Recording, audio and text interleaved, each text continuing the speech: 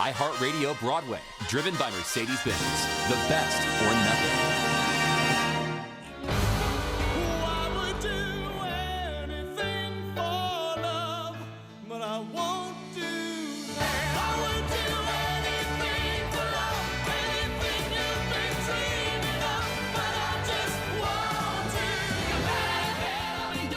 Oh my God, they're going nuts here in the studio with us. The cast of Bat Out of Hell is here. And Absolutely. Don't you guys sing these songs enough during the week? You'd you're think so. We never get sick of them. We can't get enough. No, they love what they do. And they're going to answer that question for us today. What's the thing that he won't do?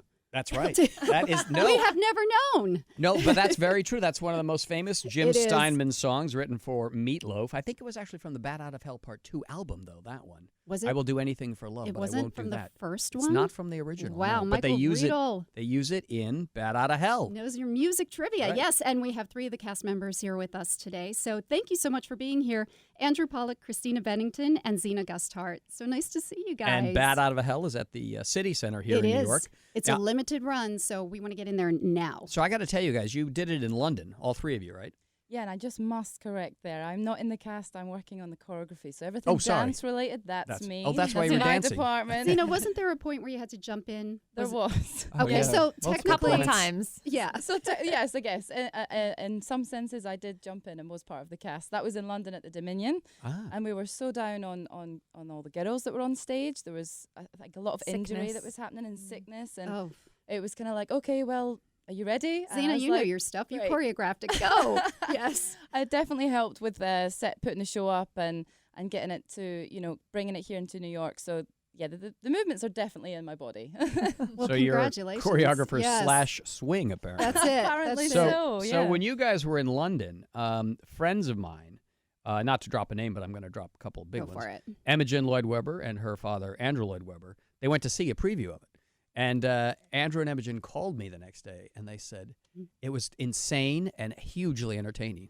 They absolutely loved it.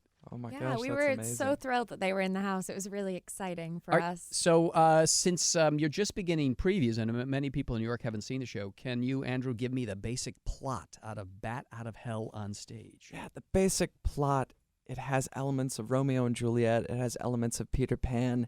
It's as if these 2 stories were collided like atoms together and were thrown into a rock and roll apocalyptic future. Mm-hmm. I play Strat.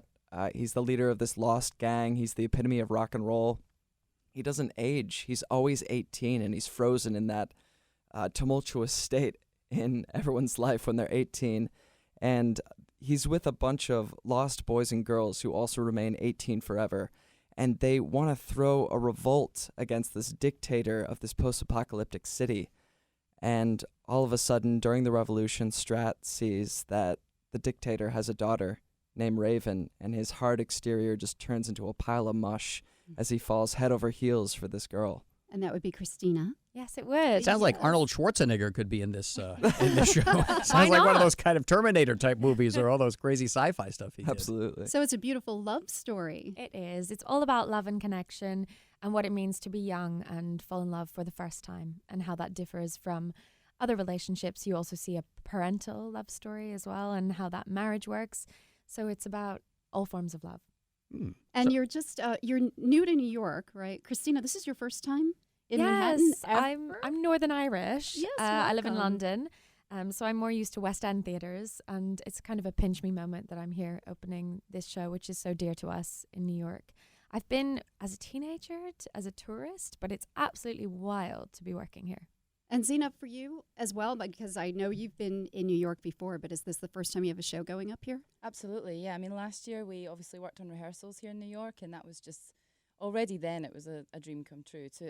I came here 11 years ago, and the second I got to New York, I just thought, this is my city. And since then, I've been trying my hardest to come back, and here we are. I've been back so many times the last 3 years, and I just absolutely adore New York, and being able to work here, it is absolutely a dream come true for me, absolutely. And where are you from, Andrew?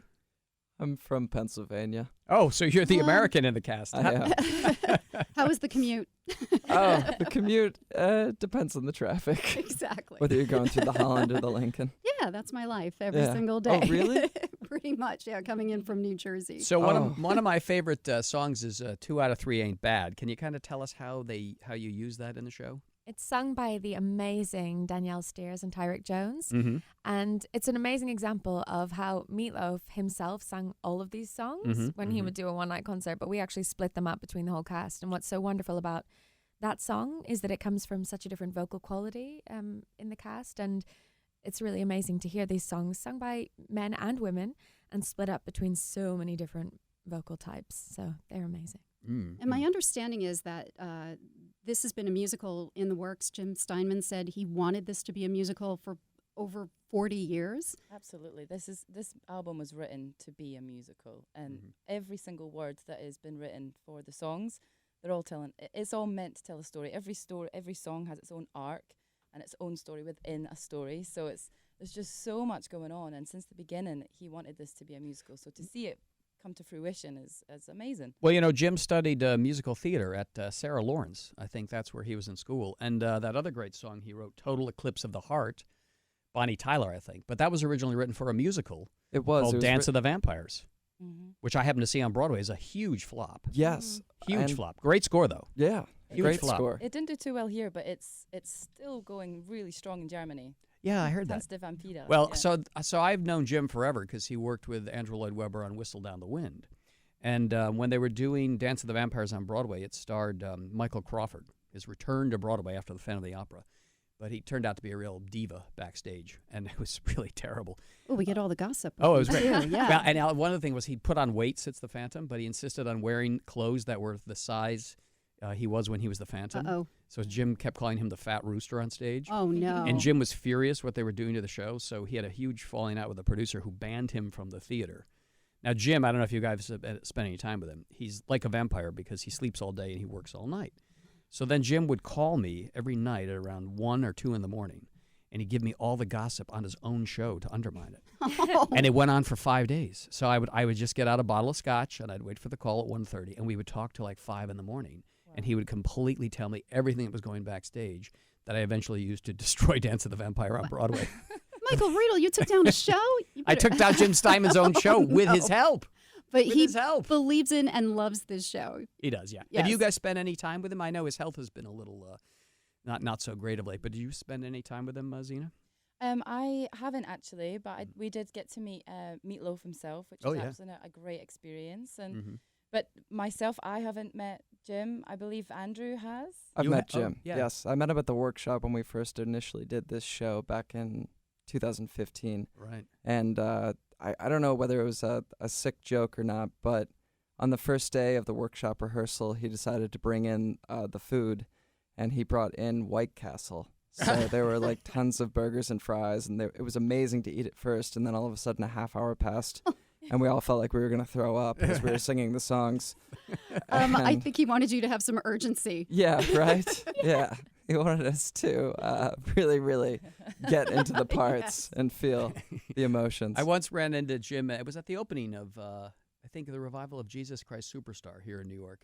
And he was there because he was working with Andrew on Whistle Down the Wind. And on my date at the time, I introduced her to him. And she said, "Oh, turn around every now and then. I feel a little bit lonely." He said, "You owe me 40 cents. To her. Well, you guys don't have to pay every time you sing these lyrics, right? Do you feel you're owning the songs? Because, again, having heard Meatloaf, and there's other songs incorporated as well. Is there Celine Dion? Is there other? I sing It's All Coming Back to Me Now. Yeah. And the most amazing thing is when the introduction starts, everyone kind of gasps because so many people don't realize it's a Jim Steinman song. They're all Jim Steinman songs. Yeah, exactly. And the other one that we do is Making Love. Yeah, by Out of nothing at all. Yeah. that Air Supply did. Oh, And that was- I I think forgot when that was Jim. Total Eclipse was on the charts, the Air Supply song was second. So I think Jim had a number 1 hit and a number 2 hit at the Right. same time. Now, do you guys set up the songs the way they do in Mamma Mia, where they have cheeky introductions to them?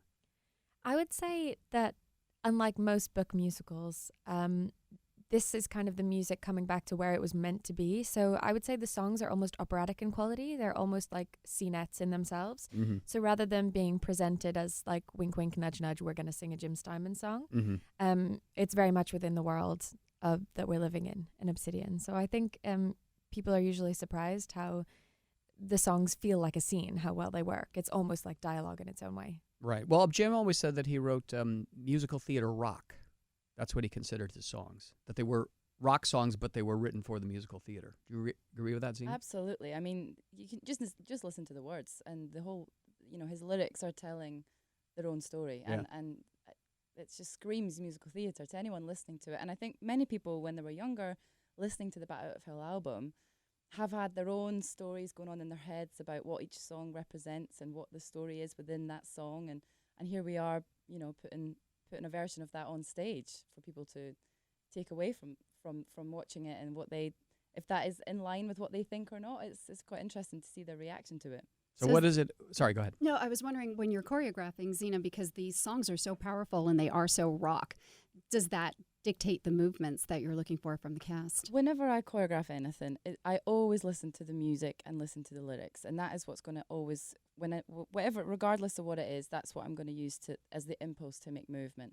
And I think this show has such a feat. It's a physical feat, vocal feat, and I think every department has to match that level of such high intensity of, like, we're given 150% across the board, and I think every element within the show offers that, and that's, that would always be my impulse when I want to choreograph something. Absolutely. Is she a taskmaster? Yes. Is she one of these frightening choreographers like Madame Giry in Phantom with a big stick banging away at you guys? No, not at all. We're actually not involved in having to do that much choreography. I would They're say very lucky. They get off lightly. Our choreography is more the way we naturally move, and we've had lots of feedback on people just saying, like, how do you jump around and throw yourselves around that much? So ours is a little more wild maybe than the put together. Yeah, Jay Scheib's the director's done a fantastic job in working with these two, just with working with their own movement and how to put that into their songs that they do in their scenes. And it is very organic to how these two move together individually. It's really cool to watch. It's very unique to you guys, and it's beautiful. And Jay's done a great job with, like, shaping each number and how he wants the scene to look and what the story's being said within each number. He's done a great job. Andrew, do you sing I Would Do Anything for Love? Is that yours? I do. I sing a lot of I Would Do Anything for Love. However, it's the big final number of the show, and it really joins together so many different characters in the end, when throughout the show so many relationships are kind of torn asunder. So it's kind of this big cathartic moment at the end when everyone comes together and realizes that they would do anything for love, for their person that they would die for. But they won't do that. So what is that? What is that? So what are the three of you, when you hear that song, what does But I Won't Do That mean to you, Christina? Well, we spoke to Meatloaf about this, and Andrew, you're the best at explaining how he put this to us. Am I? Yeah, no, you are. Well, I guess you could give it two answers. You could either say that is a philosophical debate that professors have debated about for years and years. However, you could also look at it. Mead explains it that Meat. You look at the grammar. I love yeah, it. sorry, Mr. Loaf. That's what Clive Barnes called him him in a review in the New York Times when he first appeared off the Delacorte Theater. Absolutely. He said it was, I'm Mr. Sullivan and Ms. Danner and Mr. Loaf. It's funny, when I met him, I called him Mr. Loaf, and he said, no, just call me Meat. You don't need to call me Mr. Loaf. And I went, oh, okay, Meat. Or Mr. Meatloaf. So his explanation is? His explanation is basically it's a very, very wonderfully constructed grammatical sentence. The song, it's such a long sentence. The first one is, I would do anything for love. I'd run right into hell and back. I'd do anything for love. I never lie to you, and that's a fact. And then he says, but I'll never forget the way you feel right now. Oh, no, no way. I would do anything for love, but I won't do that. So the first one is, but I'll never forget the way you feel. Oh, this is a giant aha moment right That's here. true. That never would occur to me. I thought it was a sex act. I think it's some people have. You're not the first one. Yeah. Oh, really? I'm not. That was not an original thought to me. It's fun that it provokes so many jokes and other things, but yeah, every time it changes. But that just shows the true genius of it, really. Yeah. That everybody still to this day is still actually, what is he talking about? Mm-hmm. And then for now to have this sort of epiphany of, that's what he actually meant by it. Because you have to pay attention to the lyrics. Well, exactly. And I just want to mention you have Lena Hall, who's joined the cast here in New York, and she's incredible. She's playing my mom, which is really cool. and Yes, quite it is. surreal. And I Yeah. was really fangirly Yeah. when I met her. I can imagine. Yeah. She's really fun. It's a whole other vocal dynamic to add to the cast. And what's so amazing is that everyone sounds so different. And when you come together, it's like an explosive team. I think Andrew said the other day, it's like a Jim Steinman like baseball team of like all the different sounds that you would hear in his records. Like they've kind of found someone who's equivalent to all of those kind of like unbelievably a Meatloaf, like to come together. So, Is Michael yeah, she's Cole amazing. still your producer? He is one He of, is, yes. yeah. Oh, he's great because he's an old rock and roller. He really is an old rock and roller. Mm. He also has the claim to fame of producing Spider-Man: Turn Off the Dark on Broadway, losing to the tune of $100 million. Theater. It's the industry. And then he Right, managed exactly. the Rolling Stones as well. Yeah, no, I he can't was- even imagine what that was. He like. was Michael Cole was in retirement, and he was eating at some 3-star Michelin restaurant in Spain, and he got a panic call from Bono and the Edge saying you have to come and help save Spider-Man: Turn Off the Dark because we've run out of money. Because it was going dark. It was indeed, Oh. and he came and saved it for what it was worth. It was around But for Michael's a while. great. I mean, he's a real rock and roller, Michael Yeah. Cole. Great fun to go out with and hang out with if you haven't done that already. This show sounds Hey. absolutely amazing. I'm looking at the previews online. It looks wonderful. Everybody who's seen it loves it. Yeah, I'm really excited They have to a see great it. time. All right, before we let you guys go, we like to ask our guests to give us maybe one song from the musical theater that has a special meaning to you, and tell us why, Christina. The first show I ever saw in the West End that made me realize I wanted to do this as a job was Mary Poppins. Oh, yeah. And the song Anything Can Happen, Mm-hmm. written for the musical version by Stiles and Drew, is a really, really beautiful song. It's the conclusion of the show. And not only does it epitomize hope and kind of the magic of theater, especially when viewing it from childlike eyes and then returning to it as an adult, but I genuinely can't listen to it without sort of welling up and getting quite emotional because it's so attached to that memory. So there you go. Anything Can Happen from Mary Poppins. Xena? This may be a bit of an obvious one, but I absolutely adore She Used to Be Mine from Waitress. Oh, yeah. I think Sarah Bareilles. yeah, it's Sarah gorgeous. Bareilles, and I saw Catherine McPhee sing it, and I really welled up a lot. I was like a crying little baby in the auditorium when I watched it, and I think I just at that point in time, I think the song says so much about women and how they're sort of trying to re-identify them with themselves and what happens with your character over the years and parts of yourself that you kind of lose or that you gain. And I just think the whole song, it really speaks to women that have grown up maybe through difficult times and how that's changed them. And I just thought it was such a beautiful song and sang so beautifully. And you, Andrew?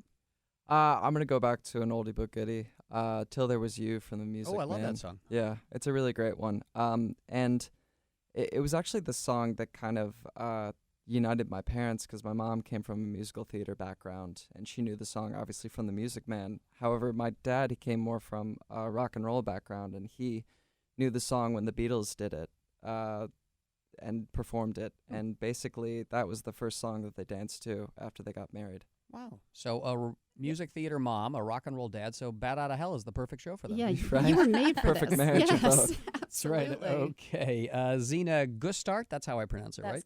correct. The choreographer and occasional swing, Bat Out of Hell. Andrew Pollack, who's playing the lead, and Christina Bennington from Northern Ireland. She's in Bat Out of Hell, not the Ferryman. Everybody else who comes here from Ireland is all the Ferryman. That's it. I know them all. It's a great Sure, show, of too. We course. love that There's show. a great Great show. saloon Yeah. on 44th Street where we all hang out and drink sometimes. You have to come. It's I'll fun. see you there. All right. Bat Out of Hell at City Center. Don't miss it. This has been fun, Christine. It has been, Michael. Thank you so much. It's nycitycenter.org, by That's the way, it, for exactly. tickets. Because as I said, it's a limited run, so we want to jump on the tickets. And this is Inside Broadway. Please follow us if you're listening on the iHeartRadio app or on your computer. Just hit follow so you know when we put up a new episode, and we like to do that every week. So thanks, Michael. Don't do that. Okay. Whatever that is. Oh, right. We know now. Bye-bye.